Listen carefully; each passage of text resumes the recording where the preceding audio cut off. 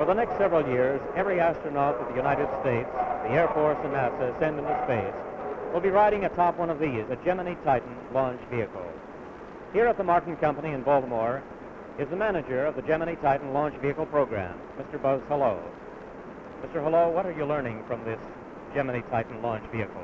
The vehicle you've just seen is vehicle number 2, and we are checking it out in the vertical test cell in Baltimore to make sure that its systems and subsystems are complete and working.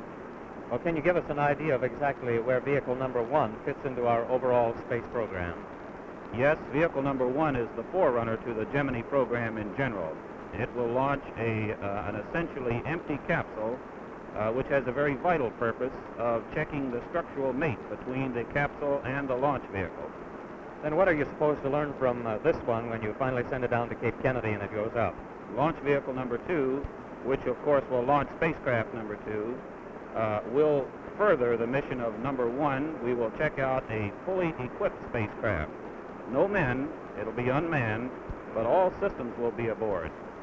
Then the one after this is the one that's really going to carry the 2 men aboard later this year. That's right. The first 2 Gemini astronauts will be aboard spacecraft number 3, will be launched by Gemini launch vehicle number 3, which we are building in the shop right now. Mr. Hello, I know you have some other launch vehicles after this one and after number 3. How many more, and what are they supposed to prove in the Gemini program? We have a total of 15 launch vehicles on order.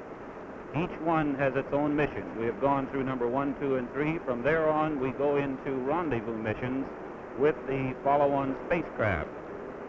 These rendezvous missions will continue on through the year 65, 66, and into 67. Buzz, thank you ever so much. Here at the Martin Company in Baltimore, we have been interviewing Mr. Buzz Hello.